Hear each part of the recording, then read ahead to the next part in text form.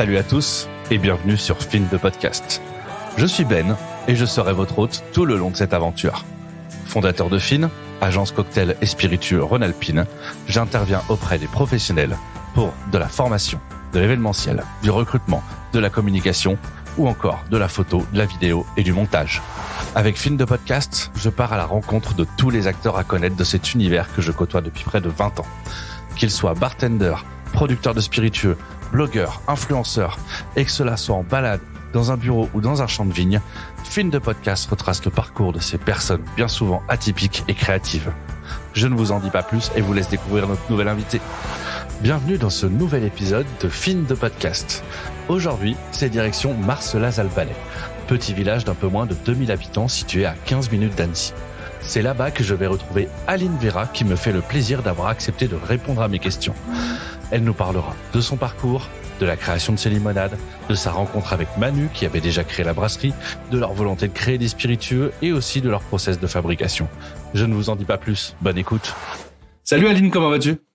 Eh ben, salut à toi, je vais bien, merci d'être venu. Merci à toi d'avoir accepté mon invitation à être dans Fin de Podcast. Et avant de commencer ton interview, on est où ? Eh ben, on est à la brasserie. Okay. On est dans mon bureau. Voilà. Ok, très bien. Donc, dans cette interview, pour t'expliquer un peu le principe, on va parler de toi, de ton passé, ton présent, ton futur, et en passant par les doutes, les réussites, les anecdotes personnelles, etc., etc. Et quand je prépare une interview, je cherche forcément sur Google le nom de mon invité. Et en cherchant Aline Vera sur Google, j'ai trouvé un homonyme à toi qui vit en Suisse et qui est planeur stratégique en branding et activation de marque. Ça aurait pu être toi ? C'est assez incroyable parce que ça reste quand même dans le domaine. Et non, je pense pas. Non, pas trop. D'ailleurs, d'où est-ce que tu viens ? Tu es du coin de la région d'Annecy ou pas du tout ? Parle-nous un peu de toi, d'où viens-tu ? Eh ben moi, je suis annécienne. Mes parents sont originaires de Normandie. Et donc, j'ai toujours vécu ici dans le secteur. Et depuis maintenant plus de 15 ans, je vis sur Marcelaz-Albanais. Petit village de combien d'habitants, Marcelaz-Albanais ? 2000 maintenant, je crois. 2000 habitants. Donc, un tout petit village de 2000 habitants. Donc, tu commences, donc t'es né ici, t'as fait ta vie ici. Les études, ça allait. T'étais comment au niveau études ? T'étais plutôt à l'aise à l'école ou plutôt pas du tout ? Alors, j'aimais bien les études, mais je m'y perdais un petit peu. Ouais. J'avais besoin de voir du terrain, surtout. À la base, je suis vraiment dans tout ce qui est nature, sport. Ok. Voilà. Quand j'avais 15 ans, c'était vraiment le sport. Ok, donc du coup, tu te lances sur quoi après ? Tu passes ta scolarité tranquille. Et du coup, études de quoi derrière ? Du coup, moi, j'ai fait des études paysage à la base. Ensuite, je me suis réorientée sur les travaux publics, le bâtiment. Ok. Donc, rien à voir. Absolument rien à voir. Tu avais déjà un attrait pour l'univers de la boisson ou pas du tout ? Mis à part les soirées étudiantes ? Non.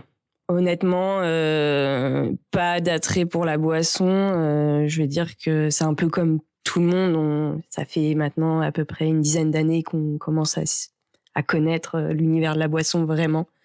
Mais non, avant, voilà, j'ai bien bu du cidre, de la bière, mais j'allais pas plus loin. Ok, d'accord. Et donc, études de paysage, ensuite plus travaux publics. Tu travailles dedans ? T'as fait un peu de carrière dedans ou pas du tout ? Ouais, alors moi j'ai tout fait en alternance depuis j'ai 16 ans. Ok. Donc, j'ai toujours travaillé dans des entreprises depuis l'âge de 16-17 ans. Donc, jusqu'à mes 25 ans, j'étais en alternance dans des entreprises puisque j'ai fini sur un master ingénieur travaux publics. Ah oui, quand même. Et qui m'a bien aidé aussi aujourd'hui dans la création d'une entreprise. Ouais, je comprends. Explique-moi un peu plus le lien. Vas-y. En fait, moi, dans le cadre du master, c'était quand même lié sur l'entrepreneuriat, où on apprenait à faire des business models, tout ce qui est comptabilité, gestion RH. On s'était assez poussé tous ces domaines-là. Et du coup, voilà. Hyper intéressant. D'accord. Et à quel moment tu te dis, je plaque tout et je me lance dans la boisson ? Quel est l'événement qui a fait que tu t'es dit, tiens, le travaux publics, c'est bon, j'en ai ras-le-bol, et finalement, je vais faire des boissons? Et ben, c'est la rencontre avec Manu. Ouais. Je suis venue en tant que consommatrice à la brasserie, puisqu'il avait déjà créé la brasserie depuis à peu près 6 mois ici, sur Marcella-Albanais. Et donc, on s'est rencontrés. On a plein de passions en commun en dehors des boissons. On adore le vélo, les voyages. Ça a tout de suite matché entre nous. Voilà. Ok. Et du coup, tu plaques tout pour le rejoindre dans son aventure de brasseur, ou tu te dis que non, tu vas créer quelque chose à côté et vous allez relier là ça ensemble? Et ben du coup, je finis mes études. Je l'aide à côté. Je lui file un coup de main sur des petits embouteillages quand il va sur un salon, voilà. Et en fait, à la fin de mes études, on a ouvert ici le bar qu'on tient le vendredi et samedi. Et on voulait pas proposer de boissons sans alcool, type Coca, Orangina, voilà. Ok, normal. Donc je me suis dit, bah tiens, je ferais bien une limonade. Je me cherche une recette de limonade, on commence à tester. Notre clientèle apprécie. Et on fait une soirée, en fait, avec nos professionnels. Là, nos professionnels avec qui on travaille déjà depuis 2 ans me disent, mais c'est quand tu nous sors cette limonade en bouteille qu'on puisse la vendre, nous. Voilà, vraiment, l'idée, elle est vraiment partie de là. Moi, du coup, derrière, j'ai monté une société, une auto-entreprise que j'ai fait pendant 6 mois, vraiment à côté de mon métier. Puisque j'avais commencé un CDI dans les travaux publics. Et au bout de 6 mois, s'est posé la question de est-ce qu'on embauchait ici à la brasserie quelqu'un? Est-ce que moi, j'arrêtais tout et puis on s'y mettait à 2? Et en fait, on s'est pas posé la question bien longtemps.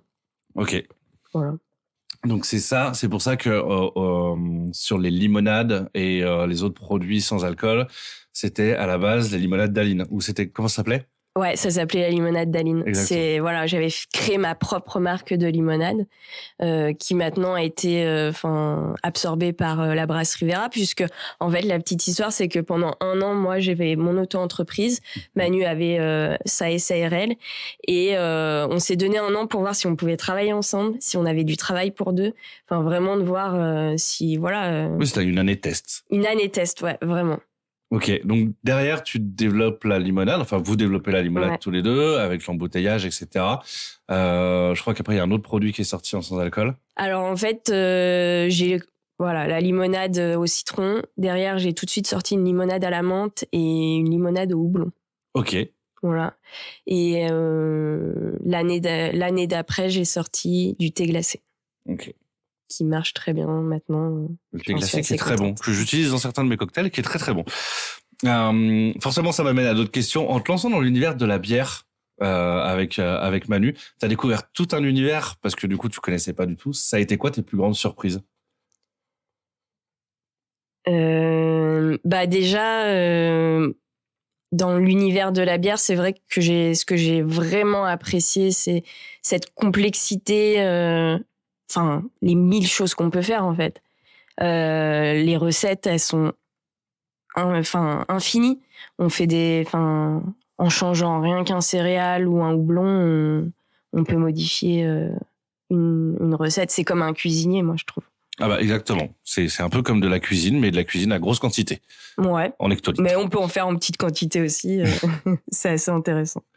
Et ça a été quoi les plus grosses galères pour toi quand t'es arrivé un peu dans cet univers de la boisson?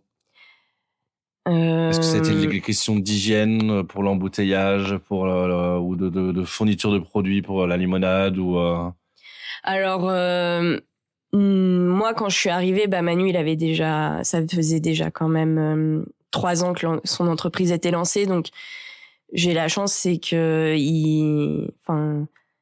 c'est très carré à la brasserie.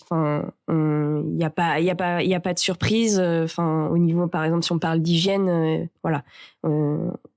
Manu est assez drastique là-dessus, donc c'est vrai que c'était assez intéressant pour nous. Pour moi, d'avoir un univers qui était assez sain, je dirais. Ok. C'est plutôt, je me dirais, de me faire ma place. parce que j'arrive et j'y connais rien. Ouais. Et faut montrer que voilà, même si ça s'apprend tous les jours, mais maintenant je dirais je suis plus à l'aise quand même. Ouais, forcément, après quelques années, c'est logique que tu sois un peu plus à l'aise. Et un peu d'autopromo quand même, ça fait pas de mal. Présente-nous un peu plus la brasserie. Ouais. Du coup, brasserie distillerie Vera. Ouais. On a une partie brasserie, partie distillerie, une partie cidrerie. Ok. Donc on travaille tous les deux avec Manu qui est mon mari maintenant. On produit une vingtaine de bières différentes à l'année. On a à peu près 6 classiques. On part sur des blondes, blanches, ambrées, rousses, IPA. On fait des boissons sans alcool, donc limonade, thé glacé, jus de pomme. On fait des spiritueux, donc limoncello, gin, alpin qui sont actuellement vendus dans le commerce, et du whisky qui est en barrique. Ouais, on va y venir sur les spiritueux justement. Voilà. Et puis la partie cidre où on fait du jus de pomme et du cidre doux, cidre brut, les pommes viennent de l'exploitation familiale qui est autour de la brasserie. Justement, j'allais y venir. Comment vous fournissez en matière première ? Eh ben, en matière première, donc on a 40% de nos matières premières qui sont issues de l'exploitation familiale. Ok. On aimerait développer la partie céréales avec d'autres fermes aussi, pour essayer d'arriver à un 90 ou 100% de production de céréales issues de la Haute-Savoie. On produit un peu de houblon ici, je sais pas si tu as vu quand tu es arrivé. Ouais, j'ai vu. On a une houblonnière expérimentale, elle nous permet de produire. On a 300 pieds, elle nous permet de produire 6000 litres de bière à l'année. C'est assez intéressant parce que du coup, on met orge et houblon d'ici vraiment de la ferme, donc l'ancrage local est 100% validé. Ouais, tu m'étonnes. Et donc aujourd'hui, vous êtes lancé depuis quelques temps en effet dans les spiritueux avec d'abord le limoncello, je crois, et ensuite le gin. Comment c'est venu l'idée de développer cette partie-là en plus de la bière ? Eh ben, c'est venu un peu, je dirais, naturellement. C'est que Manu aime bien consommer des whiskies. Ok. Et puis, quand on a commencé à faire notre orge, on s'est dit, mais pourquoi pas essayer de faire vraiment un whisky local ? Ok. Un peu comme en Écosse ou en Irlande, où ils font des whiskies avec vraiment l'orge des fermes. Complètement. Du terroir, quoi. Si je prends un exemple, je peux prendre Waterford, qui fait pas mal de whisky, de barriques différentes avec différentes parcelles de ferme. Et ça, c'est vraiment, je dirais, l'entité qui nous plaît, quoi. Ouais, complètement. Donc du coup, on s'est lancé au final assez vite là-dessus. Et puis, en fait, c'était un projet à deux parce que Manu, il a développé la bière. J'ai développé les softs. Et là, c'est un peu, on développe tous les deux. Ok, ouais, c'est votre premier projet commun. C'est notre vrai projet commun, le vrai premier projet, ouais. Ok. Et donc, vous avez commencé par le limoncello, c'est ça ? On a commencé par le limoncello parce que, oui, en effet, parce qu'on a on produit des limonades avec des vrais citrons, pas d'arôme, qu'on fait venir de Sicile. Et donc, tout naturellement, on s'est dit, on essayait pour nous déjà. Ouais, normal. Ça a bien plu au repas de famille. Et on s'est dit, voilà, on va essayer d'en faire un peu pour le commercialiser. Ok, donc en fait, vous prenez le jus des citrons pour la limonade. Et le zeste pour le limoncello ? Non, on achète des citrons, donc on utilise zeste et jus pour les limonades. Ok. Mais on achète un peu plus de citron, on récupère le zeste pour mettre dans de l'alcool. Ok. Et le jus, on l'utilise dans la limonade. Ok, d'accord. Voilà, comme ça, il n'y a pas de perte. Zéro waste, nickel. Et pour le gin, pourquoi du coup le gin Le gin est venu aussi assez facilement parce qu'on a commencé à en consommer il y a 2-3 ans, je dirais. Et c'est un produit qui nous a plu. Vraiment, ouais, de pouvoir, on est encore sur une recette de cuisine, quoi. Ouais. Toutes les aromates qu'on peut mettre et tout ce qu'elles vont apporter dans un gin, c'était un beau challenge, je trouve. Ah oui, bah ça c'est sûr que forcément créer un gin c'est toujours un challenge, surtout pour se différencier. Il vous a fallu combien de temps de recherche avant de lancer le produit? Pour lancer le gin, on voulait absolument le lancer. On avait très peu de temps parce qu'on a quand même la production de bière qui nous prend pas mal de temps. Mmh. On a eu la chance d'avoir un confinement, on va dire, sur ce côté-là. C'est que moi, je m'y suis mise pendant à peu près 2-3 mois. 2-3 mois où j'ai distillé. Alors nous on a un système où on fait de l'assemblage en fait. Ok. On distille chaque aromate séparément. Ok. Et derrière en fait on sait chaque ingrédient ce qu'il va apporter dans notre gin.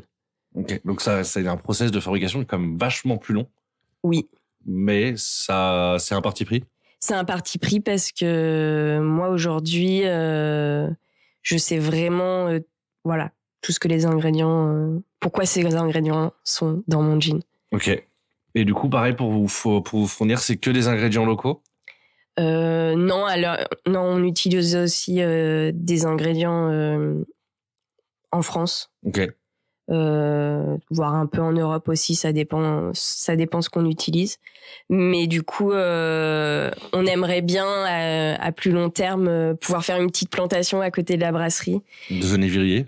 Genévrier, mais toutes nos aromates, pouvoir les avoir et faire notre gin avec les aromates produites ici. Trop bien. Vous avez combien de plantes dans le gin? On a 6 plantes. Ok. J'ai fait le parti de pas en mettre énormément. Ouais. Parce que moi, j'aime pas quand il y en a 20 ou 30. On s'y perd un peu, je trouve, au final. Et là, on peut limite retrouver tous les ingrédients. Ok, je comprends bien. Et puis c'est vrai que du coup, tu maîtrises complètement le process parce que tu distilles chaque ingrédient séparément. Donc derrière, c'est un process qui est plutôt rodé. Voilà, c'est ça. Et au niveau du coup de votre alcool neutre ouais. que tu mets dedans, comment ça se passe? Enfin, moi je le sais, mais il faut que tu me l'expliques.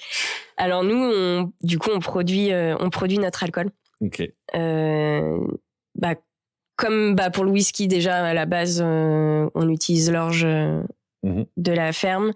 On va pouvoir faire aussi de l'alcool avec l'orge, mais on utilise aussi nos fonds de cuve de bière, les levures notamment, qui nous permettent de créer un alcool neutre. Ok, qui te permet derrière de faire du limoncello, du gin. Et, voilà, ou autre à venir peut-être, tu vas en parler après. Quand vous avez créé ces spiritueux, c'était quoi le public visé? C'était plutôt des barman ou plutôt grand public? Eh ben, moi, c'était plutôt grand public. Ouais. Je connais pas du tout le monde du barman, en fait. Ouais. C'est vrai que c'est un monde que j'ai encore à découvrir. Pour le peu de barman, parce qu'on avait fait un événement ensemble, pour le peu de barman que tu avais rencontré, comment tu trouvais que ton gin était reçu? Eh ben, très bien.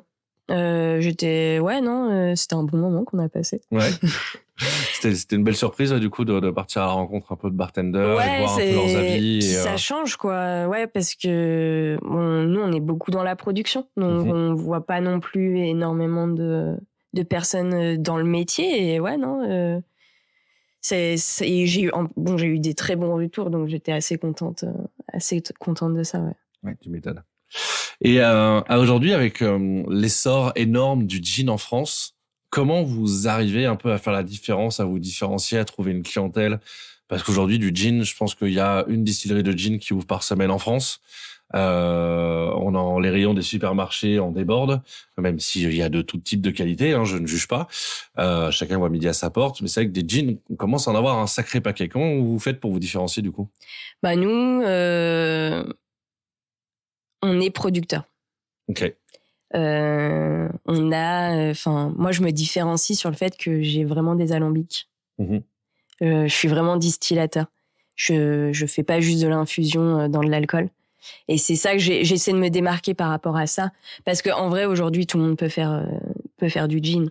Ah bah aujourd'hui faire un gin, Et nous on le voit, poésie, il y a beaucoup de brasseries qui s'y mettent, mais soit elles font de l'infusion ou soit elles font faire ailleurs. Et nous, notre démarche, c'est qu'on est, voilà, on est producteur limite de A à Z, quoi. Bah, étant donné que c'est vous qui récoltez, oui, oui, de A à Z, ouais, du coup. Voilà. Vraiment de la matière première pure et dure à la sortie de la bouteille. On est passé devant l'embouteilleuse en arrivant, donc oui, il y a pas de problème, tout est fait à la distillerie. Et puis nous, on a la chance, c'est qu'on a déjà une clientèle, notamment professionnelle, avec les bières. Donc on agrandit notre gamme et on leur offre encore plus de possibilités, quoi. C'est vrai que c'est un plus. Et du coup, entre la brasserie, la distillerie, la commercialisation, la distribution, la communication, etc., vous arrivez à garder du temps pour vous? Un petit peu. Non, aujourd'hui, on s'est donné vraiment un objectif. Aujourd'hui, on a 30 ans, pour le moment, on n'a pas d'enfants. Et on se donne à fond dans notre entreprise. Okay. C'est ce qu'on s'est dit. Voilà. Oui, on va travailler 7 jours sur 7 parce que on se donne quand même un peu le dimanche, mais il y a toujours un petit truc à vérifier à la brasserie. Voilà. Mais non, on voyage toujours. Ok. Ça, c'est notre... ça, on se l'enlèvera pas. On fait encore du sport. Non, on arrive à garder un petit peu de temps pour nous. Mais après, on est tellement passionné par ce qu'on fait que on le voit. Enfin, on voit pas non plus le temps qu'on y passe. Ouais. Oui, quand on est passionné, de toute façon, c'est un peu comme pour parler aux barman, hein, mais c'est avec les barman, quand tu es passionné, bah, tu tapes toutes les masterclass, tu peux faire des heures de plus pour faire une mise en place ou pour faire des préparations. Donc oui, ça fait partie du truc, quoi. Ouais, c'est ça. Top. J'avais une autre question que je voulais te poser. C'était la proportion aujourd'hui entre la brasserie et la distillerie. Est-ce que la distillerie rattrape gentiment la brasserie ou c'est toujours la brasserie qui fait le plus gros? Et bah pour le moment c'est la brasserie puisque notre whisky est en barrique. Oui. Donc qui sortira au printemps, à l'été 2023 là. Ok, trop bien. Donc il nous reste une année en barrique pour les premiers whiskies, on va dire. Après, il y aura des vieillissements un peu plus longs. Mais du coup, non, pour le moment, c'est vraiment la brasserie qui a le dessus sur la distillerie. Après, je pense que pour moi, la distillerie, elle n'arrivera pas à prendre le dessus sur la brasserie. C'est sûr. Et puis, alors, j'ai vu les dernières études qui sont sorties là, il y a cette semaine ou semaine dernière. La bière est passée boisson la plus consommée des Français. Ouais, j'ai vu. Voilà. Devant le vin. Ouais. Bah, c'est plus facile à boire, je dirais. Ça demande peut-être moins de connaissances pour différencier une bonne bière qu'un bon vin. Tout à fait, ouais. Un bon vin, on va vouloir se mettre à table, alors que je dirais une bière entre potes, on fera peut-être moins attention. Oui, peut-être, en effet. Ouais. Peut-être. Et le côté rafraîchissant aussi. Il y a le côté frais. Le côté frais qu'en effet, l'été, tu peux te boire une bonne bière bien fraîche, alors qu'un blanc trop frais, en fait, tu sens plus les arômes et ça n'a rien à voir. C'est ça. Avant de passer sur les projets d'avenir de la brasserie, etc., j'ai toujours une petite interlude et je t'ai fait un tu préfères. Ouais. Tu préfères une bière éventée ou une bière chaude? Une bière chaude, je crois. Tu préfères un gin tonic ou un cocktail création? Je vais dire un gin tonic parce qu'en fait, je bois jamais de cocktail création. Il va falloir changer ça. Tu préfères déguster seul ou partager un verre entre amis? Eh ben, je vais dire seul avec Manu. Parce que, ouais, on aime bien déguster à deux, ouais. Ouais, je comprends. Mais je comprends, la dégustation, c'est un moment un peu privilégié de découvrir quelque chose et c'est un moment qui peut être qui est parfois difficile à partager, ouais. Ouais. Tu préfères cultiver, brasser ou distiller? Eh ben, distiller, j'adore. Ouais. Pourquoi? Parce que quand j'ai fait le gin, vraiment, c'était vraiment un plaisir de découvrir chaque ingrédient distillé séparément. Je peux prendre l'exemple genre de la lavande, la puissance que ça peut avoir. Ouais. C'est différent de la brasserie, même si j'aime bien brasser de temps en temps, mais ouais. C'est juste pas le même métier. Ça se rapproche, mais c'est pas pareil. Ça se rapproche, mais c'est pas pareil. Ok. Tu préfères que tes spiritueux soient super connus mais utilisés uniquement dans des mauvais cocktails ou l'inverse? L'inverse. Je comprends complètement. Et tu préfères ne plus jamais pouvoir boire de gin ou ne plus jamais pouvoir boire de bière? Ah ouais, je vais dire plus jamais boire de gin parce qu'en ce moment, je fais une petite pause. Ok, je comprends bien. Parlons un peu avenir. C'est quoi les projets pour la brasserie Vera? Donc, on l'a compris, il y a un whisky qui va sortir à l'été 2023, qui aura donc vie 3 ans, c'est ça? Ouais, c'est Ok. ça, le premier whisky, ouais. Et quels sont les autres projets? La brasserie, la distillerie Eh ben, on aimerait bien déménager. Ok. Parce que là, on est un petit peu à l'étroit. On est bien, hein, mais on est un petit peu à l'étroit. Donc, c'est vrai qu'on cherche un nouveau local ou même un terrain pour pouvoir construire. En Haute-Savoie, c'est quand même pas facile. Non, c'est pas la région la plus simple pour l'immobilier, en effet. Voilà. Donc, ça, c'est le gros projet, je dirais, des années à venir sur notre entreprise. Ensuite, les bières, je dirais, on a toujours des bières éphémères. Ok. Qui sortent chaque année, donc ça c'est cool, on se fait plaisir. C'est notre petit moment plaisir puisque on fait une gamme classique qui se retrouve tout le temps, mais là ouais c'est vraiment le petit moment où on va se poser, on va se dire qu'est-ce qu'on fait quoi. Ok. En spiritueux, bah ouais les whiskies, on essaie de sortir une douzaine de barriques par an. Ok. On se teste sur des whiskies au seigle ou même des tourbés.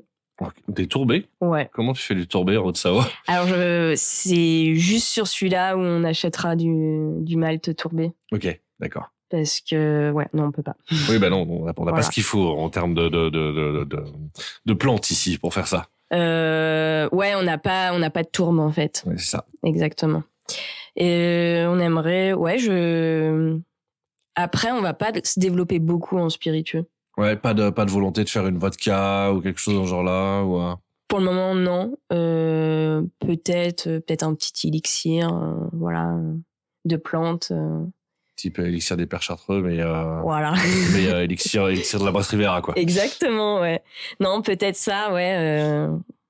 On est en recherche là-dessus. Ok, cool. Bon, ça va. Voilà.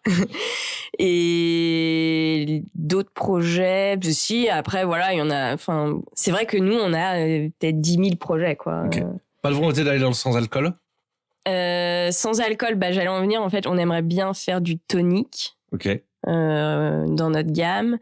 On aimerait aussi. Alors, sans alcool, on fait une bière sans alcool actuellement. Je savais pas. Justement, Ouais. c'était un peu la question. C'est pas de volonté d'aller dans de la bière 0,0 ou quelque chose. Alors 0,0 on peut pas, c'est trop compliqué, il faudrait une machine pour extraire l'alcool, mais nous aujourd'hui on a une bière qui est à 0,5. Ok. Donc en dessous de 0,5, ça ma catégorie sans alcool, c'est bon. Voilà, une IPA qui sort très bien parce qu'on fait un houblonnage accru et tout, du coup c'est assez cool. Et après non, ouais j'avoue que j'ai chez moi 5-6 gins sans alcool. Ok. Pour tester. Ok. Mais pour le moment non. Non, pour le moment, pas envie. On appuie. En vrai, on n'a pas l'espace, le temps. Le temps de la recherche et du développement est assez énorme. Ah bah bien sûr, oui, c'est sûr. Du coup, non. Peut-être quand on aura déménagé. Il y a le projet déménagement avant, de toute façon. C'est ça. Bon, c'est top, ça fait plein de super projets. C'est pareil, genre, on m'a ouï dire dans mon oreille hier soir que il y avait un projet de collab avec une artiste. Je sais pas si tu peux en parler ou pas. Je peux en parler. Enfin, pas vraiment, mais en fait, on souhaite sortir peut-être une nouvelle gamme de bières et du coup avec un nouveau graphisme. Ok. Très voilà. cool.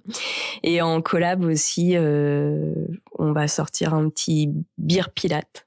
Un beer pilate. Ouais. Qu'est-ce qu'un beer pilate? Et en fait, on fait déjà des bike and beer. Ok.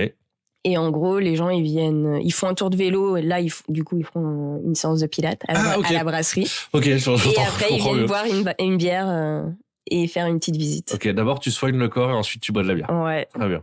J'aime bien ce genre de collaboration. Ouais, c'est sympa. Sympa comme collab.